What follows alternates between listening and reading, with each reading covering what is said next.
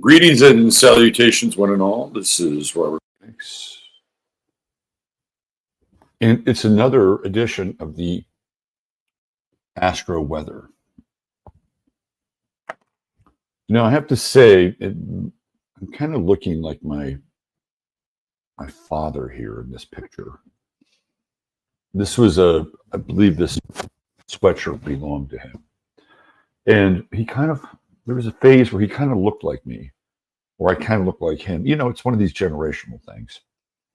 So maybe I'm channeling the spirit of the old man today. In any case, let's just do a quick little meet and greet. Checking in at 11:50 p.m. last night, Mary Lee. Look at that! Look at that! Boom! Boom! Boom! Have you ever seen that video of that guy who goes everywhere with his kid, and they do stuff, and he goes boom? Whatever. It's just like the weirdest fucking. It's the weirdest fucking like social media flex. And they were actually, I remember seeing a video of them, and they were actually at the Cubs game, and basically sitting in the same section that me and my son sat in at the Cubs game. And he was doing a boom from that area. And somehow I felt slightly violated by this guy booming. He was booming in the seats that I was in. It was almost like he was tapping into the ectomorphic energy that I left behind. Boom! Here's Michael Cisternino. Boom! Boom! Deborah Wheeler. Boom! Boom! Sorry. Thank you. Yes, Amy Semple McPherson. Somebody should make a movie about it. Maybe they did. There's lots of movies that have been made, and we're like, oh, they made a movie about this person now. Who else we have? Julie Sunshine. How you doing? Checking in for my hospital bed. I underwent a quick irrigation and debriding of my MRSA-infected total hip replacement incision. Feeling sore but hopeful. I think that's what people said after the Diddy parties as well. Feeling sore but hopeful. In your case, this is quite different. In your case, this is an organic, medically induced condition. We hope you get better, Julie. 100%. Got to check in with my man Sigurd. As the disquiet continues, I feel certain that Tim Waltz is merely the remnant husk of Chris Farley given life via some ominous DVD bargain ritual. Farley would have been older than Tim now, by the way. Ooh, Chris Farley would have been older than Tim Waltz. Ooh. Ooh. I can see it. I can see the Chris Farley kind of laparoscopy version. Tim Waltz is the laparoscopy version of Chris Farley. I could totally see that, Sigurd. My man Jeff Rosen's here. Joe Littke coming in. Like and subscribe. Please like and subscribe. What does it hurt you to like and subscribe to this show? You're not doing a deal with the devil. Although some people may argue with that. But who cares about them? Darlene, Road Trip 1981. Yes, we all wish you a speedy recovery, Julie. Wake up thinking of you, Julie. Oh, look at that. We love Julie. We love Julie.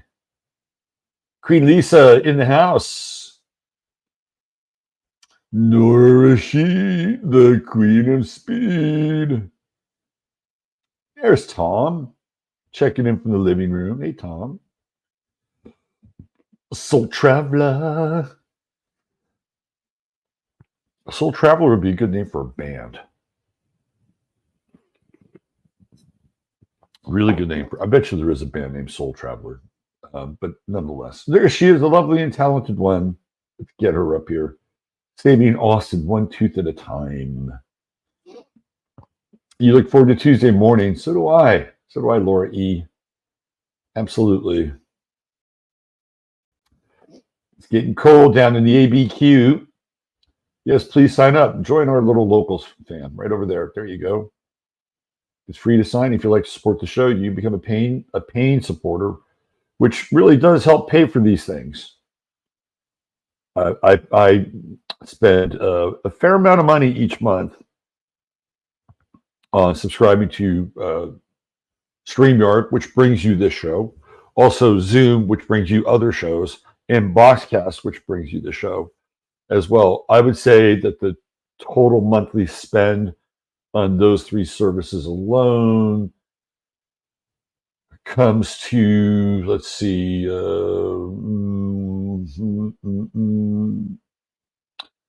probably just under $400 a month just to bring you this, right? So there is cost that does go into this, and there's the time part. And I don't charge for any content. It's always been quite open. There's no paywall here, except on locals when I do something for the paid supporters. Green-eyed Crow, what's happening? Christina, tell Scott that I wore the Chief Wahoo hat over the weekend. When he requested Chief Wahoo, I put it on. I did my best. I tried. I really tried. I think it's the curse of the Guardians. I hate to say it. Yes, you can buy me a cup of coffee here and support the show. Thank you, Ryan. Appreciate that. And for everybody who has purchased cups of coffee, as I bring my coffee to my lips with the last sip, I thank you. I thank you one and all. Did I give a shout out to Green-eyed Crow? No, there it is. Kelly's here. Lisa Ann White is here. Carol Amore. Carol Amore. Mary Grether in the house. Hey, Mary. Yes, I am doing astrological readings. Yes, I am. Look whose birthday it is today. Little Mr. Thors. We're going to play him a song at the end. See if I got you covered at the end. We got Misbehaving to Sandra Wells. Love the color, like a brilliant autumn leaf. It's so funny. There was a period of time when my mother, all she was doing was buying me fucking maroon sweatshirts. I swear to God, I must have had at least half a dozen maroon sweatshirts in my closet. Every Christmas or birthday, I get a maroon sweatshirt. Like, why are you giving me a maroon sweatshirt? This was the color of my high school. We were maroon and gold, but I don't think that had anything to do with it. All right, let's get into the weather. Let us get into the weather here. Hey, we got Platinum Happiness. Howdy. Boom! Boom!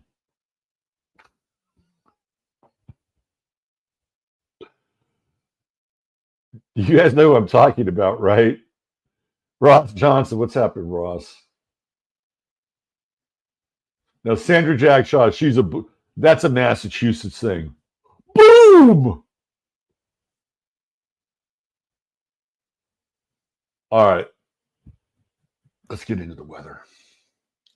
Enough of this tomfoolery. Enough tomfoolery. That's a word that's not used nearly enough. Tomfoolery is a great word. Okay, let's zoom in a little bit. 29 degrees. It's 29 degrees, Libra. It's such a beautiful sign. I love Libra.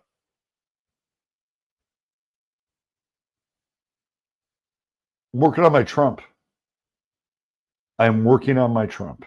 I'm getting there. How about Trump serving up the fries at McDonald's?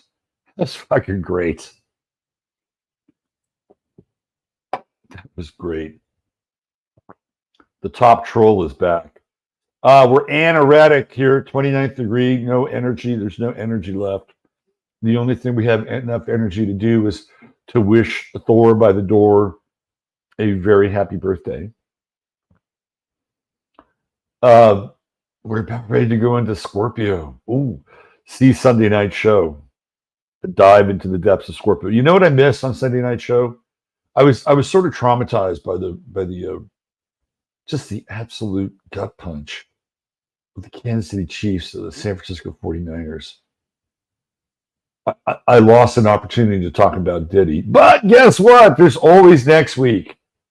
There's always next Sunday, and room for more content, so I can have an entire show and an entire thumbnail just devoted to Diddy and astrology. Talk about that. I gotta get some clickbait. I gotta do a clickbait thumbnail on that. The lowdown and Diddy astrology of Sean Puffy Combs. A true Scorpio in action. He is a Scorpio. All right, Sun square Pluto on the nose. Look at that. Look at that. Oh yeah. So from a mundane standpoint, we'll use the hands for mundane or mundane. Mundane is a term that's used to talk about the astrology of the world. Feels to me like the last glimmer of light before the dark. I just read a story where there was a plane that was shot down over the UAE, which had Russian military on it. Gee, I wonder how Russia is going to respond to that. The last outpost of peace and some degree of diplomatic equilibrium. It feels like things could really go off the rail very soon. The United States has committed more and more troops to the Middle East, a dirty little secret that you don't know about because there is a presidential selection going on that's taking up all the ear space in your head. But there's a lot more going on right now than the headlines will allow or inform you with. So it feels to me like we're right on that razor's edge, the blade here. This is the blade, the 29th degree. And I would not be surprised if within 24 hours, things begin to heat up even more in said Middle East. Another thing that I just read, I don't, you always have to take these things with a grain of salt. But this woman who was at the Nova Music Festival and had been released. Now, remember, she departed. She'd been, I guess she was a quote unquote hostage, but they're still using this hostage thing. It's like a year later, over a year. Do you really think that they have these hostages? I'm not even going to get into it that deep. But she was released, and she essentially refuted the idea that she was abused and raped, and she wasn't. She wasn't abused and raped. And she came out publicly and said that. Well, according to the New York Post, supposedly she committed suicide and is now dead. I mean, did she commit suicide? Was she real to begin with? I mean, all these questions begin to arise, right? But again, it gets into that Sun-Pluto square. And according to the story, she claims that she suffered PTSD from how she was being treated after the fact. Like, she came out and said something that was fair and balanced, Libra, and she paid the price, according to the New York Post story. So it was either a fake story and they just wrote her out of the script, or it was a real story and they wrote her out of the script. Either way, according to the New York Post, she's gone. And that's where we are with that Sun Pluto square. We're right on the edge of just tilting into the darkness. And when the sun moves into Scorpio, it doesn't really go away. It's still in that square, but oh, look now, it's in Scorpio. It's in a Scorpio square. And it feels like this Halloween or this Scorpio season, they're opening up the vault. Like everything, I talked about this on Sunday night, everything from the underworld is just going to be released. I was just reading about this case of in Canada where parents pulled their kids out of a Canadian school because of, guess what, Drag Time Queen Story Hour. Like, that's still going on. They're still enlisting the drag queen army to groom your kids with taxpayer dollars. So get ready for the grotesqueries this Scorpio season. Oh, they will be. It's so, in some ways, it's like, I'm a Scorpio rising, as many of you know. And I have been desensitized in a lot of ways to dark shit because of things in my own life that I had to deal with growing up, and just due to the nature of being Scorpio rising. So a lot of the things that are really dark hit me differently. Like, I have a higher capacity or higher threshold to handle dark material than I think most people. I do have some limits. I do have limits. But a lot of people don't. However, that said, their ability to handle dark material has been increased over the past few years as it's been released fairly consistently over time.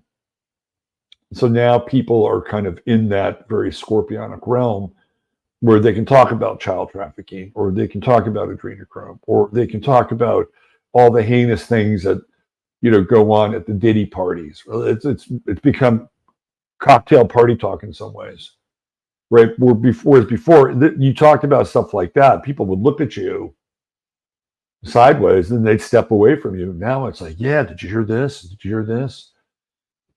So it's like we've been, in some ways, I wouldn't say conditioned, although there is that part of it, because there is a tendency to become callous when we, oh yeah, just another, just another bunch of ass fuckers. Par for the course. Pretty sorted group of people that run the world. Yeah, you can become cynical and jaded. And that in and of itself is part of the process of normalization. But I think even for the cynically jaded people, there's things coming that are going to rock their world, and you're about to witness it. When this sun drops into Scorpio, look out, because it will start its ingress into Scorpio squaring Pluto. Now, we know Pluto is the ruler of Scorpio. So you would think, well, Scorpio likes Pluto, but not at this angle. It's an uncomfortable angle. Yeah, when I think of that, I think of angles at Diddy parties that become uncomfortable. See how conditioned we are? Maybe I am. The sun is also square Mars, and I think that there's a righteous indignation that's also in the air right now. And this is all building. And when is the point of release? Election night? Is there going to be a point of release on election night? Probably not. So we're still dealing with this tension. And again, even when the sun goes into zero Scorpio, it'll still be in square with Mars. And Mars in Cancer. It just feels like the next 24, 48 hours, the inundation the inundation of the dark, the sort of the baptismal experience of these dark waters, are thrust upon us in a lot of ways. And maybe people can handle it a bit more. I mean, if we have to really deal with the revelation of the very dark method, I say we're in a much better place than we were 8 years ago. Most people weren't even willing to have this conversation or able to have this conversation. I remember there was this guy that I worked with back in the music.com days, a super great guy. I won't mention his name. But I came in, right? I was like the spy who came in from the cold. I had all the dark conspiratorial material running around in my brain, right? And here I am in a .com music job. And there was this fine fellow I used to hang out with, and we used to go out and party. And he was very unlike me in a lot of ways. Went to an Ivy League school. Got his MBA out of he got his MBA at MIT, undergrad at Stanford. Like, this was not your boy's path. And I started to tell him about, eyes wide shut parties. And I started to tell him about everything that went on in Hollywood, everything that went on in DC, and how depraved it was, and how all these people were blackmailed. And he didn't believe me. He was like, come on. And I'll never forget, about a year or two after I left that job, maybe 2 years after, he sent me an email. He said, RP, you were absolutely right about all of this all the time. And so he got the wake-up call. He got, and it's, he got it, right? He got it. And that's somebody who has, started I would call the deprogramming process a long time ago. So a lot of us are being deprogrammed to see how things really are, which is not very good. And I feel like this is where we are. Again, this is the big picture stuff right now. It's about to drop into how deep and how dark can it get. You think it's deep and dark? You haven't seen anything yet. Right? It is coming in a big, big way. Now, in terms of your own life, how does this apply to you in your own life? I feel like for a lot of people, and maybe this is not you because you're listening to this show and you kind of understand what I'm talking about, but maybe it's people around you, and how are they going to cope? And these are the people that have not been, they have not had to have the motes pulled out of their eye, right? They haven't had to have the logs removed from their eyes. They've been stubborn, willfully stubborn. And now all this stuff is going to start to come down. Like, how do you deal with those people? I mean, yeah, you could have your own internal dialogue with this. Like, this is enough. This is enough. Like, how much darker does it have to get? How much darker does it? Can't we just have a little moment in respite of light? Can we just have a glimmer of hope? Yeah, you can have a glimmer of hope. Nobody's stopping you from that. But I feel like this is also about how other people are going to take this. And it feels like we've been in a slow boil of people just losing their minds, becoming completely disassociative. And I feel like more of that is on the way. I mean, yeah, I was going to say something, but I'm going to leave that alone. This is where this is at. So you get to be a witness of people who are in crisis over and the other thing is that they may not even know it. They may not even realize the crisis that they're in. They may attribute it to all these other things, but what's really happening is that they're being shaken from the roots and the foundation of their entire being. And they may attribute it to X, Y, or Z, but it's not X, Y, or Z. Trust me on this. Like they're no longer in Kansas. Or when Morpheus says, "Welcome to Wonderland." So what is your role in that situation? Are you somebody who goes in and comes to the rescue? Are you the triage person? Is that your role? Are you there to talk them through it? Are you there to push them through it? Again, that's Sun Mars square. And there's even this sense of, what's the word I'm looking for? I would say righteous indignation with that Sun Mars square. I just got my tax bill yesterday, and I got a little righteous indignation, I have to say. I'm paying $3,000 to Ingram schools in taxes. That is about 85% of my tax bill. Now all of a sudden, I want to know what they're teaching at Ingram schools. And let me take a look at your curriculum. What is my money going towards here? Oh, I think we need to have a little school board revolution. You ever been a part of one of those? They're interesting. All right. This is the biggie right here. This is the biggie. The T square, Sun Pluto square, Sun Mars square. We're at the bare threads of diplomacy and being nice. In the words of the famous and seemingly immortal Alice Cooper, tomorrow, no more Mr. Nice Guy.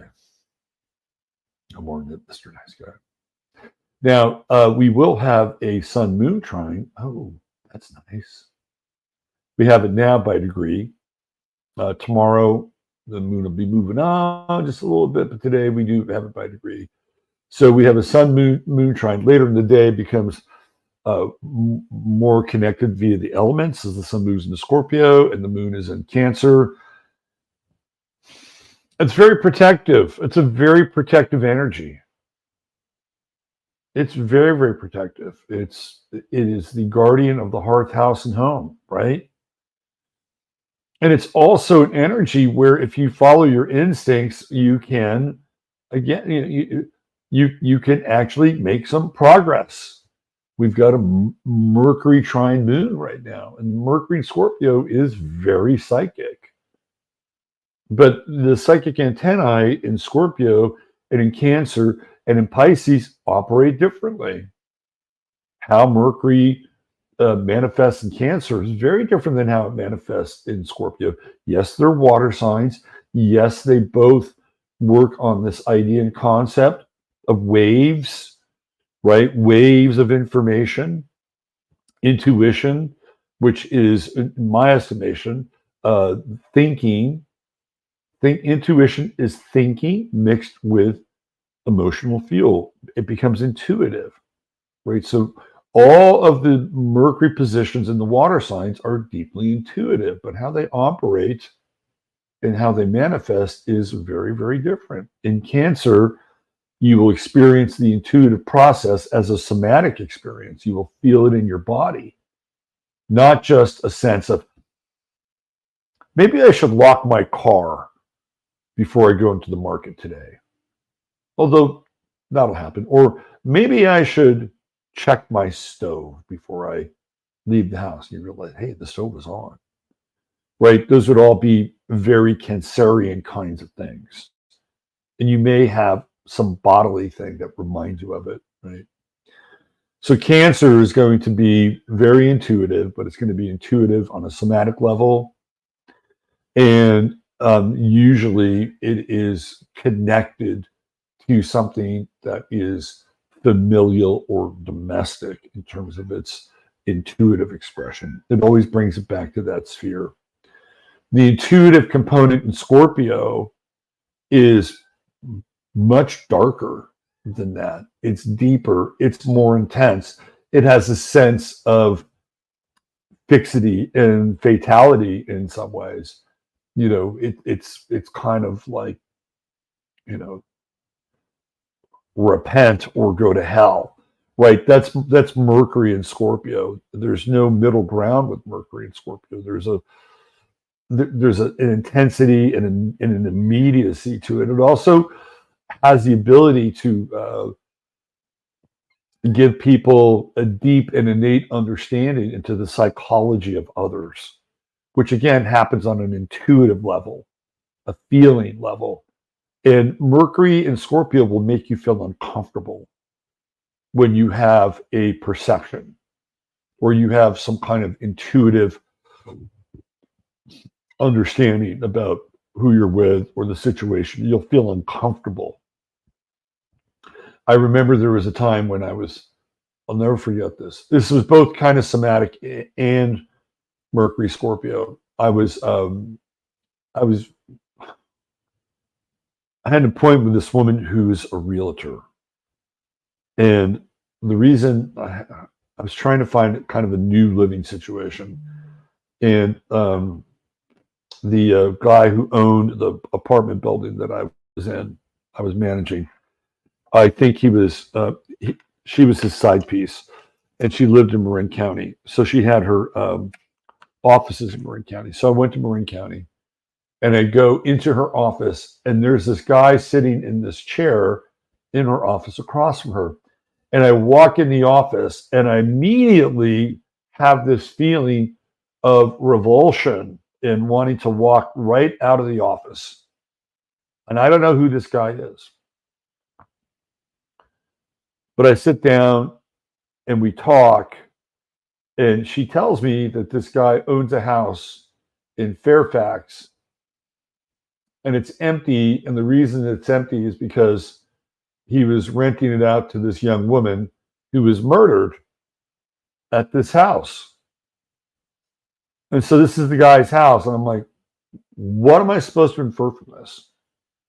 Am I supposed to infer that my body was revolting because I didn't know what had happened, but on some level, I did know what happened. And then this is kind of a very weird story. We all drive out to the house and walk through the house. And all of her stuff was there. Her books, her diary. Like, I'm walking around the remnants of a crime scene. It was the weirdest fucking day. And we're all just kind of, and this is the guy that owns the place. I'm like, what do you know about this?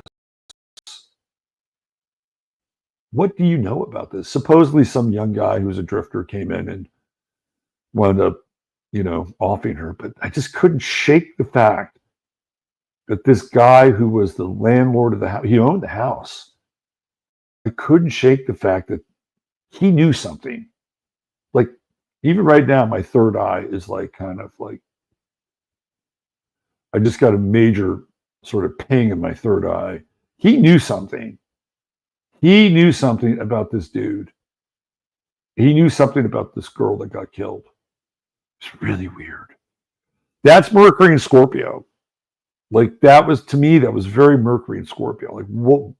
I mean, I literally walk in to her cubicle office and almost do a 180 and walk out without knowing why. Oh, I found out why. Trust your intuition today. Very important. Very important. Do not sit on your intuition.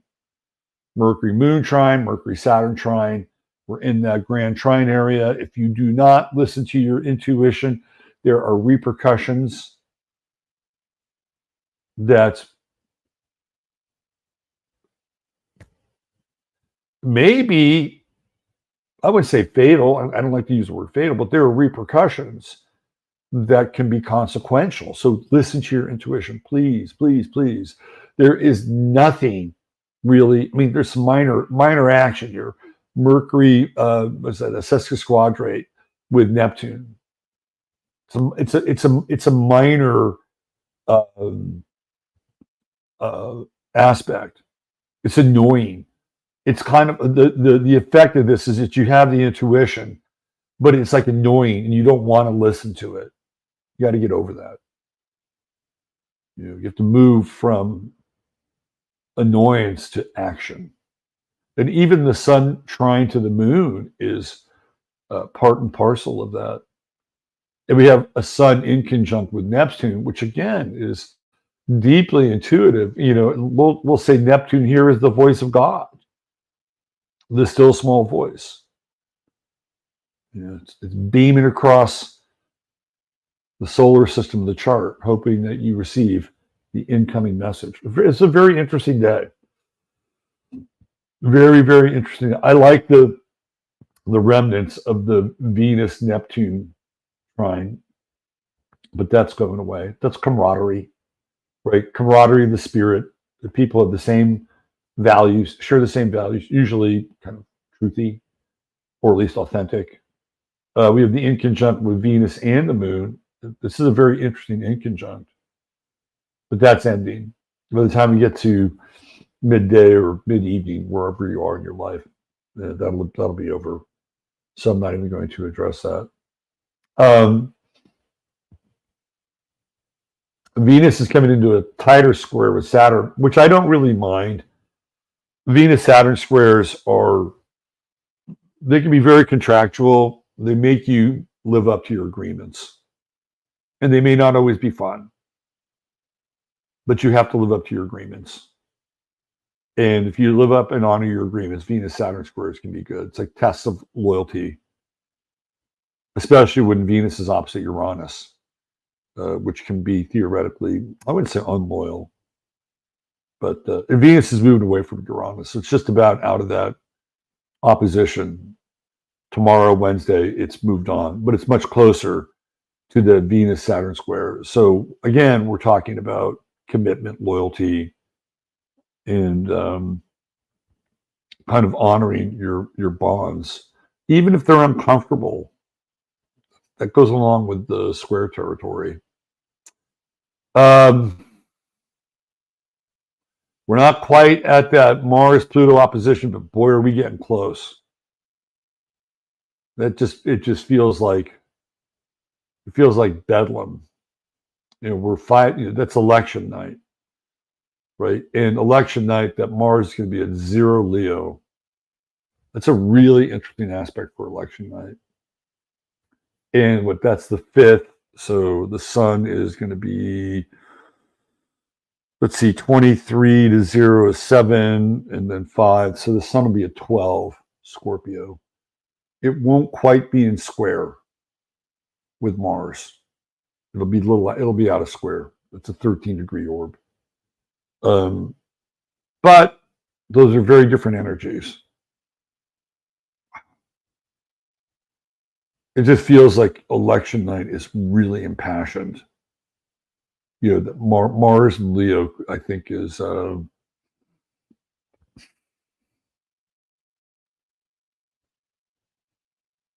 everybody wants to assert their right to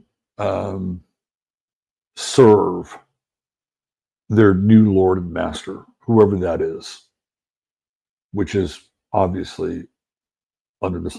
I'll tell you who I think really is the recipient of this, and hopefully it is a positive conjunction, is J.D. Vance. That Mars is going to be on his sun on election night. That's an interesting conjunction for Vance. Now, it gives him extra oomph and power, but it's also in his 12th house.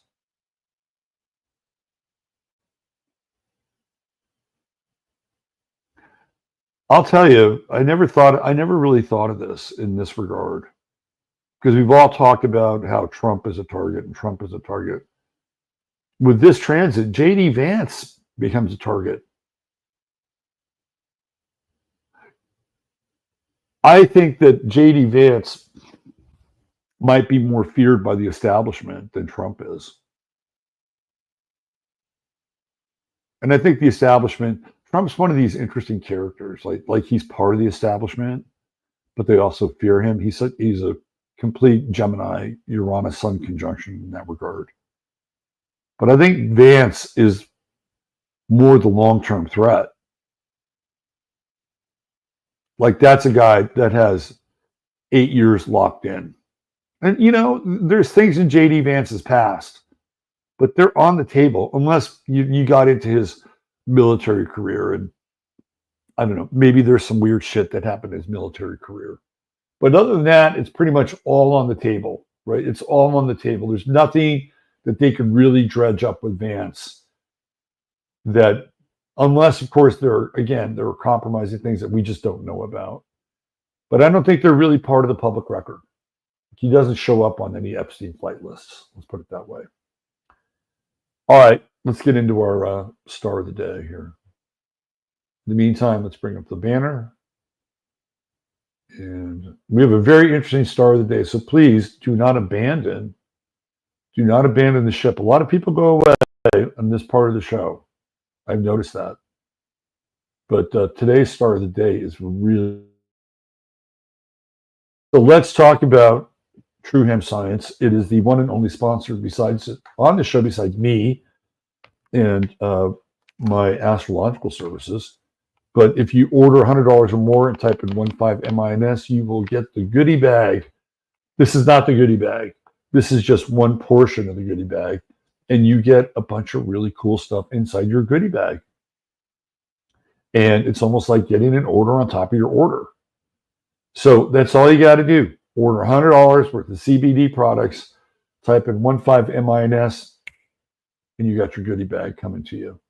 And if you somehow let Chris know that you're from Chattaria, he might just drop you a little something extra, right? Well, he'll know anyway because of the 15MINS, but it's always good to let him know that you came from here. A lot of people have developed a personal relationship with him. Call him up, talk to him, order over the phone. You can always do that. Always do that. And when you do that, guess what happens? There's a very good chance that a little more generosity comes in your direction. So $150 more, get you free shipping, and there's always a 30-day money-back guarantee. TrueHempScience.com. All right, let's talk about our star of the day, Lynette Squeaky Fromme. When you get into the individual stories of the people that belong to the Manson family, it's off the frickin' charts. These people are off the frickin' charts. So I went down the Squeaky Fromme rabbit hole last night. And eventually you wind up into the Susan Atkins rabbit hole and the Patricia Krenwinkel rabbit hole and the Charles Tex Watson rabbit hole. Atkins, Fromme, and Watson, they all wrote books. And I actually, since it's Halloween, I ordered Tex Watson's book about how he winds up coming into the Manson family. And Susan Atkins wrote a book called From Satan to God, and how she went through the Manson portal and came out the other side as a devout Christian. Tex Watson has his own conversion experience. Fromme's book is different. Fromme does not claim to have achieved any kind of salvation. Her book is called Reflection or Reflections, Reflexions, and it is, or was, a 600-page book. I think they cut it down, and it was printed for the first time in 2018.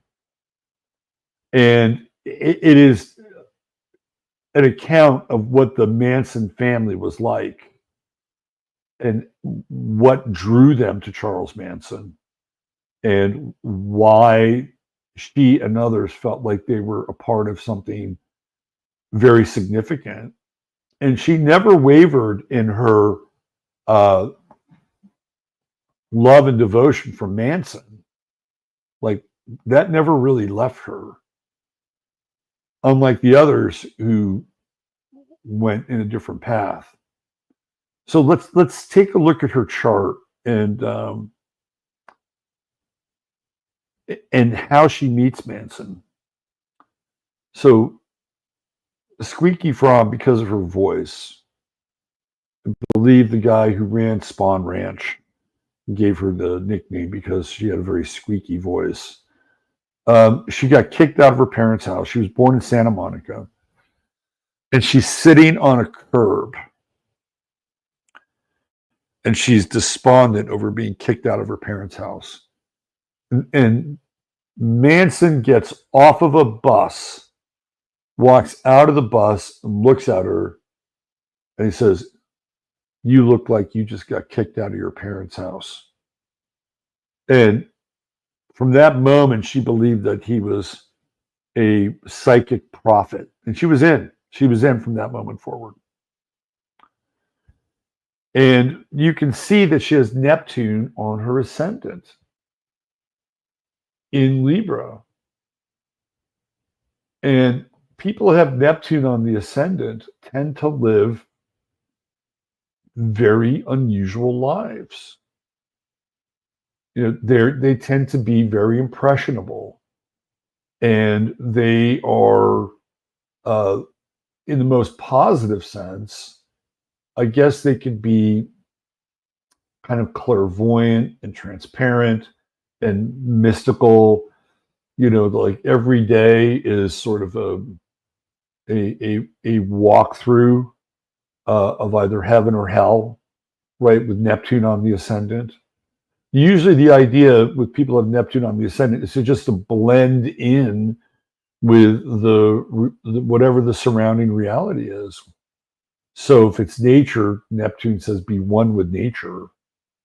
You know, lay down your guard and dissolve into the beautiful oneness of nature. Or if you're in the company of others, like Charles Manson, Neptune allowed her to leave down her guard and basically abandon any kind of relationship with self. And there is a selflessness with Neptune on the ascendant, and clearly with Manson there was. I mean, I think both her and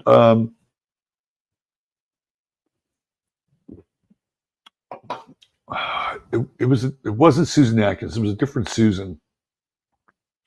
And they both wound up moving to, I believe, Stockton to be closer to Manson so they could visit him in prison all the time. And the weird thing about Fromme is that even though she's part of the Manson family, she's not there on Los Cielo Drive the night of the Tate murders. The LaBianca murders would happen the night after. She's not at either of those events. And she doesn't wind up doing any jail time for that. She does a little jail time for obstructing justice and not testifying. It's minor. But then she winds up in the Central Valley and starts living with members of the Aryan Nation who wind up killing these two people who were snitches. And she lives in the house that they're being killed in, or they were killed in. But again, she's not there, right? She's connected to it.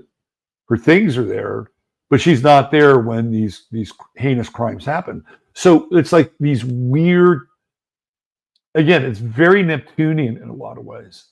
These weird things happen to her, and she somehow manages to kind of skate and flow above them. It's very odd, right?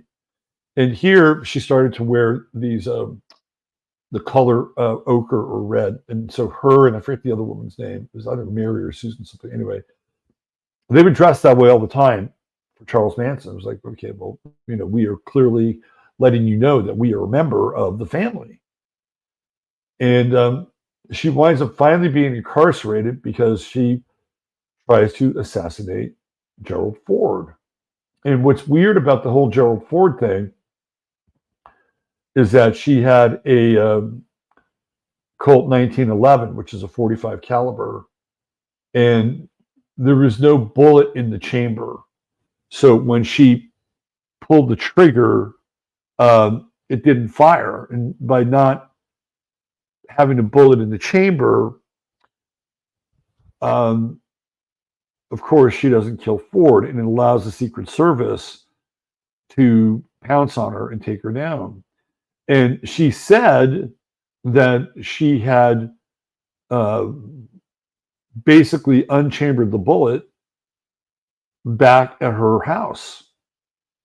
And she knew there wasn't a bullet in the chamber, which is weird because it was almost like this failsafe that she wasn't going to ultimately kill Ford. And so when they went back to her house and they did a forensics, they actually found the 45 caliber slug shell intact.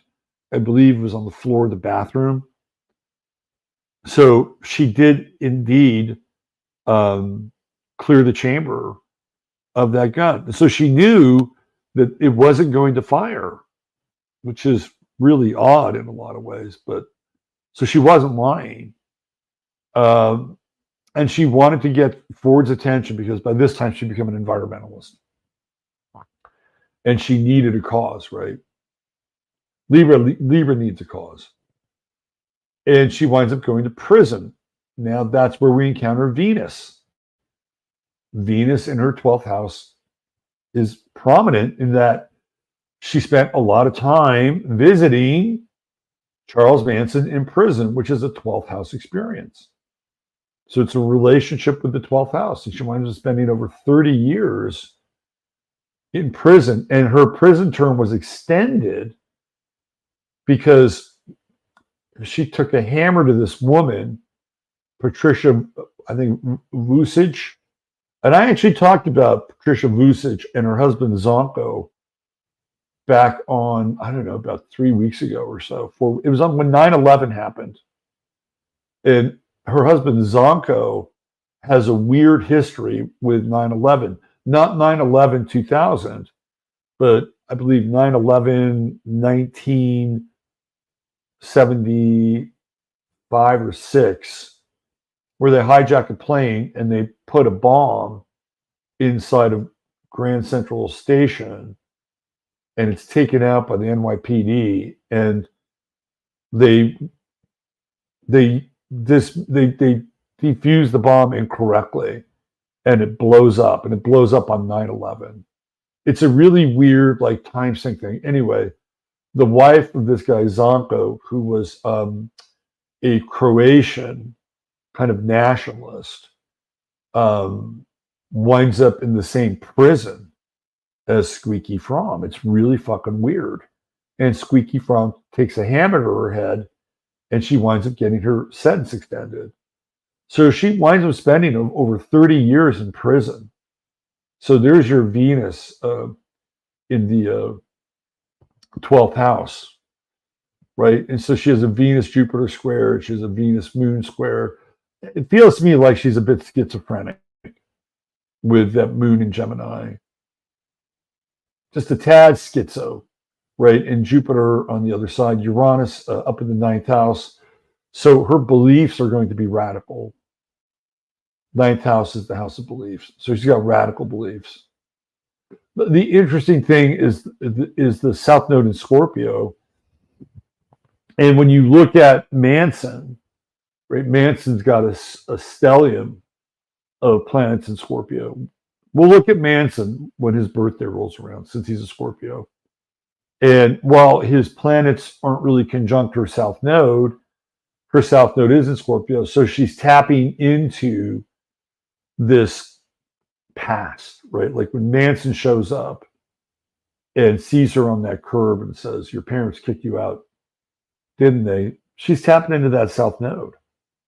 And her sun is conjunct the South Node. So she's going to be way more attracted to the South Node than the True Node, which is in Taurus. Now, you can make a case that when she threatens Gerald Ford and she's, on him about the environment, that's like a True Node in Taurus. Like she's going to embrace the earth. And she's going to stand up for the environment and the earth. But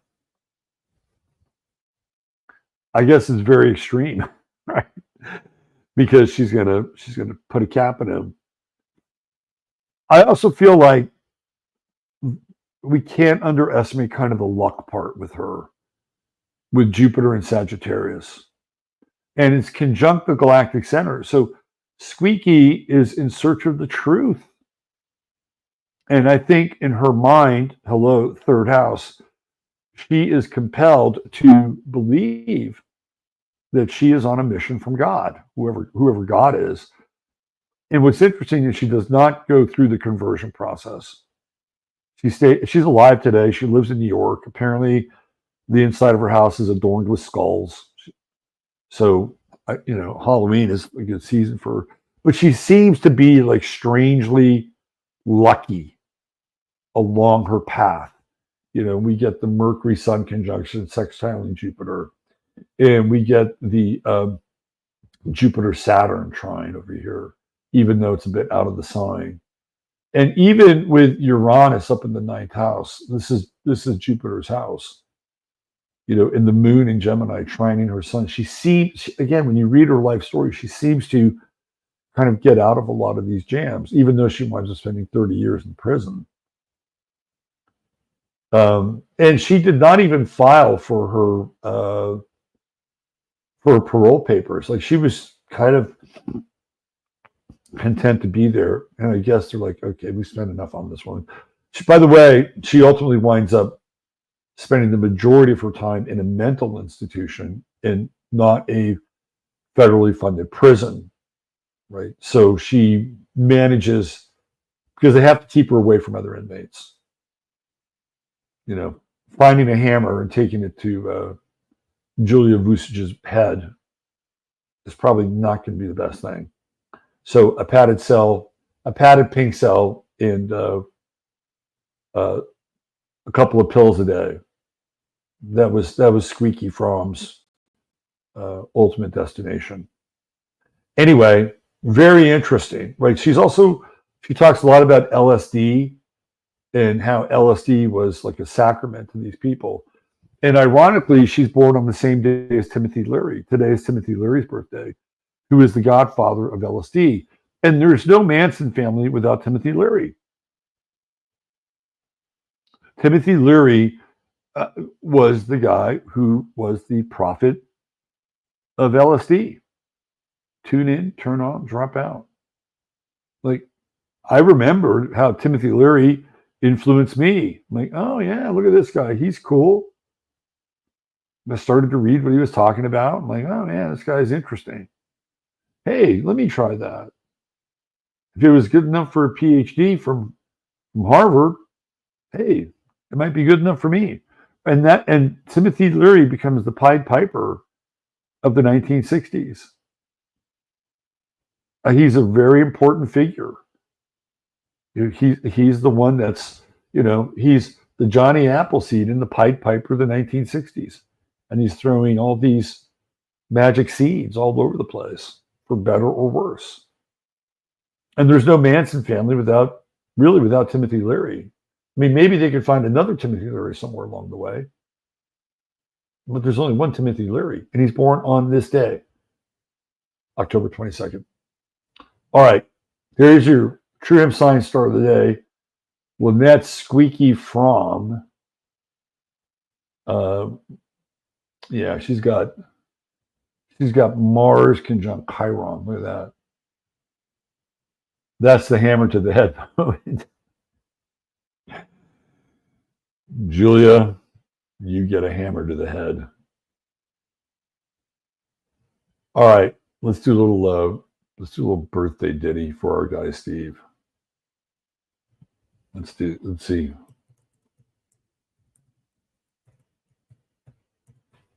Let's see if we can dial this up.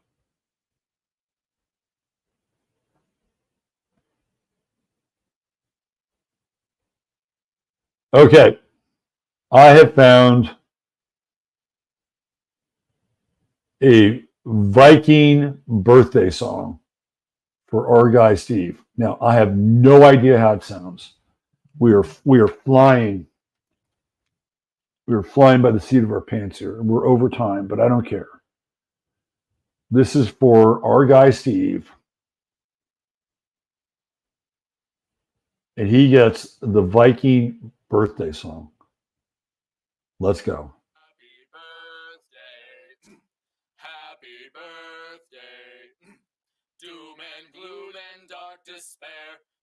people dying everywhere. Happy birthday. Happy birthday. May the candles on your cake burn like cities in your wake. Happy birthday. Happy birthday. Burn the castle, storm the keep, kill the women, save the sheep. Happy birthday. Happy birthday. Birthdays come but once a year, marking time as death draws near. Happy birthday. Happy birthday. Now that you're the age you are, your demise cannot be far. Happy birthday. Happy birthday. We love children, yes we do, baked or boiled in a stew. Happy birthday. Happy birthday. This one lesson you must learn. First you pillage, then you burn. Happy birthday. Happy birthday. While you eat your birthday stew, we will loot the town for you. Happy birthday. Happy birthday. It's your birthday, never fear. You'll be dead this time next year. Happy birthday. Happy birthday.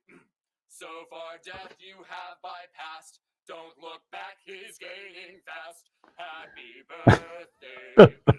Happy birthday. When you've reached this age, you know that the mind is first to go. Happy birthday. Happy birthday. You are very, very old. Soon you will be dead and cold. Happy birthday. Happy birthday.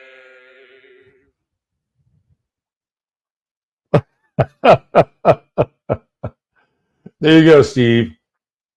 Thor by the door, the Happy Birthday Viking song.